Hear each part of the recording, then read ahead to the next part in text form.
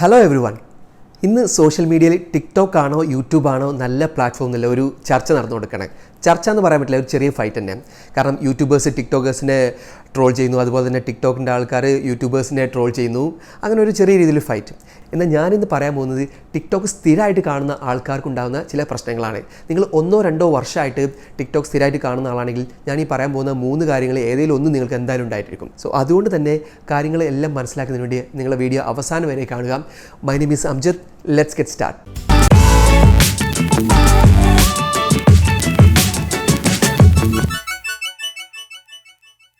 TikTok സ്ഥിരമായിട്ട് കാണുന്ന ഒരാളാണെന്നുണ്ടെങ്കിൽ നിങ്ങൾക്ക് വരാവുന്ന ഏറ്റവും വലിയൊരു പ്രശ്നമാണ് നിങ്ങളുടെ അറ്റൻഷൻ സ്പാന് കുറയുക എന്നുള്ളത്. അതായത് നിങ്ങളുടെ ശ്രദ്ധിക്കാനുള്ള കഴിവ് കുറഞ്ഞു പോകും. ഇതെങ്ങനെയാണ് നിങ്ങൾക്ക് വളരെ സിമ്പിളായിട്ട് ഞാൻ പറഞ്ഞുതരാം.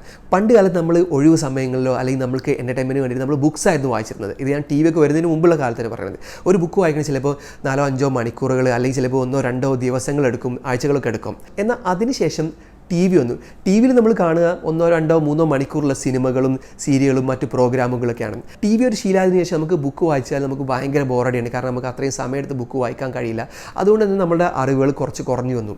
എന്നാൽ ഇപ്പോൾ ആളുകൾ TVയിൽ നിന്നും പതുക്കെ യൂട്യൂബിലേക്ക് മാറിക്കൊണ്ടിരിക്കുകയാണ്. കാരണം എന്താ വെച്ചാൽ TVയിൽ നമ്മൾ 1-2 മണിക്കൂറുകൾ കാണുന്ന വീഡിയോസ് അല്ലെങ്കിൽ സിനിമകളോ നമുക്ക് കാണുമ്പോൾ ഒരു ബോറടി വരികയാണ്. അത് യൂട്യൂബിലാണെങ്കിൽ അങ്ങനത്തെ അല്ല, നമുക്ക് ചാനൽ മാറ്റാം, പുതിയ പുതിയ കാര്യങ്ങൾ കാണാം.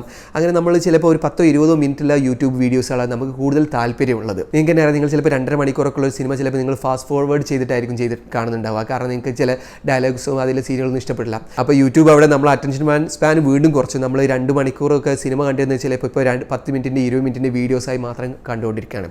എന്നാൽ ഇതിലും ഡേഞ്ചറാണ് ടിക്ടോക്ക്. കാരണം വെച്ചാൽ ടിക്ടോക്കിലാകെ 15 സെക്കൻഡ് മുതൽ 1 മിനിറ്റ് വരെയുള്ള വീഡിയോ ആണ്. നമ്മൾ വീഡിയോസ് ഇങ്ങനെ വളരെ വളരെ ഫാസ്റ്റായിട്ട് കണ്ടുകൊണ്ടേയിരിക്കും. നമുക്ക് വീണ്ടും കൂടുതൽ കാണണം, അടുത്തത് കാണണം, വളരെ പെട്ടെന്ന് കഴിഞ്ഞു അടുത്ത വീഡിയോ കാണുന്നു. അങ്ങനെ നമുക്ക് ടിക്ടോക്ക് നമുക്ക് കൂടുതൽ ഫാസ്റ്റായി ചെറിയ വീഡിയോസാണ് കാണുന്നത്. അപ്പോൾ നമ്മുടെ അറ്റൻഷൻ സ്പാൻ അതിലും കുറഞ്ഞിട്ടുണ്ട്.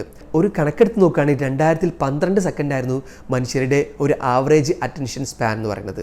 അതായത് 12 സെക്കൻഡ് വരെ നമുക്ക് മിനിമം ഫോക്കസ് ചെയ്ത് നിൽക്കാൻ കഴിയായിരുന്നു. എന്നാൽ ഇന്നത് വെറും 8 സെക്കൻഡ് ആയിരിക്കുന്നു. നമ്മൾ സാധാരണ കാണുന്ന ഗോൾഡൻ ഫിഷിന് പോലും 9 സെക്കൻഡാണ് അതിൻ്റെ അറ്റൻഷൻ സ്പാൻ. അതായത് മനുഷ്യരെക്കാളും കൂടുതൽ ശ്രദ്ധിച്ച് നിൽക്കാനുള്ള കഴിവ് ഈ ഗോൾഡ് ഫിഷിന് പോലും ഉണ്ട്. ഇങ്ങനെ അറ്റൻഷൻ സ്പാൻ കുറയുന്നതുകൊണ്ട് തന്നെ നമുക്കുള്ള ചില പ്രശ്നങ്ങൾ, നമ്മൾ വായിച്ചതും നമ്മൾ മനസ്സിൽ നിൽക്കില്ല, നമ്മൾ പഠിച്ചതും നമ്മൾ മനസ്സിൽ നിൽക്കില്ല. സ്റ്റുഡൻസിനാണെങ്കിൽ സ്റ്റുഡൻസിന് കൂടുതൽ പഠിക്കാൻ കഴിയില്ല. 10 മിനിറ്റ് 5 മിനിറ്റ് പഠിക്കുമ്പോൾ തന്നെ അവരുടെ ശ്രദ്ധ മാറിപ്പോകും, ഡിസ്ട്രാക്റ്റഡ് ആയിപ്പോകും. ഒരു കമ്പനിയിൽ വർക്ക് ചെയ്യുന്ന ആളാണെങ്കിൽ പോലും അവരുടെ ശ്രദ്ധ വർക്കിൽ കോൺസെൻട്രേറ്റ് ചെയ്യാൻ പറ്റില്ല. അങ്ങനെ ഒരു ബിസിനസ്സുകാരനാണെങ്കിൽ പോലും ഇയാളുടെ ബിസിനസ്സിൽ കോൺസെൻട്രേറ്റ് ചെയ്യാൻ കഴിയില്ല, അവരുടെ ശ്രദ്ധ മാറിക്കൊണ്ടേയിരിക്കും. ഇതുകൊണ്ട് തന്നെ ലെങ്തി ആയിട്ടില്ല, അല്ലെങ്കിൽ നമുക്ക് നല്ലൊരു വർക്ക് തന്നാൽ, അത് കുറച്ച് നീണ്ടു നിൽക്കുന്ന വർക്ക് തന്നാൽ നമുക്കത് ചെയ്തു തീർക്കാൻ വളരെയധികം ബുദ്ധിമുട്ടുണ്ടാകും. ഇത് ചിലപ്പോൾ നമ്മുടെ ഡിപ്രഷനിലേക്ക് പോലും നമുക്കത് ചെയ്തു തീർക്കാൻ പറ്റുന്നില്ലല്ലോ എന്നുള്ള അവസ്ഥ കൊണ്ട് നമ്മൾ ചിലപ്പോൾ ഡിപ്രഷനിലേക്ക് പോലും നമ്മളെ നയിക്കാം. ഇനി രണ്ടാമത്തെ പ്രശ്നമാണ് അഡിക്ഷൻ. നിങ്ങൾക്ക് യൂട്യൂബിൽ എന്തെങ്കിലും കാര്യങ്ങൾ വേണമെന്നുണ്ടെങ്കിൽ നിങ്ങൾ സെർച്ച് ചെയ്ത് നോക്കുകയാണ്. നിങ്ങൾ കുക്കിംഗ് ആണെങ്കിലോ അല്ലെങ്കിൽ എന്തെങ്കിലും പഠിക്കാൻ വേണമെങ്കിൽ നിങ്ങൾ അതിനെ അനുബന്ധിച്ച് നിങ്ങൾ സെർച്ച് ചെയ്തിട്ടാണ് നിങ്ങൾ കാര്യങ്ങൾ കണ്ടുപിടിക്കൽ. ചിലപ്പോൾ നിങ്ങൾക്ക് റെക്കമെൻഡഡ് ആയിട്ടുള്ള കണ്ടൻറ്റും വരാം. എന്നാൽ ടിക്ടോക്കിൽ നിങ്ങൾക്ക് സെർച്ച് ചെയ്യാനൊരു ഓപ്ഷനേ ഇല്ല.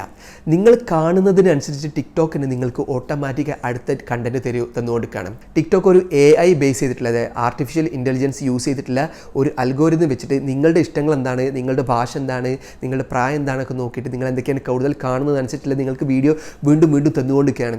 നിങ്ങൾ തന്നെ ആലോചിക്കും, നിങ്ങൾ ചിലപ്പോൾ ഒരു വീഡിയോ ചിലപ്പോൾ നിങ്ങൾ കാണാൻ വേണ്ടിയിട്ടായിരിക്കും ടിക്ടോക്കിൽ കയറിയിട്ടുള്ളത്. പക്ഷേ നിങ്ങൾ സമയം പോയത് അറിഞ്ഞിട്ടേ ഉണ്ടാവുക.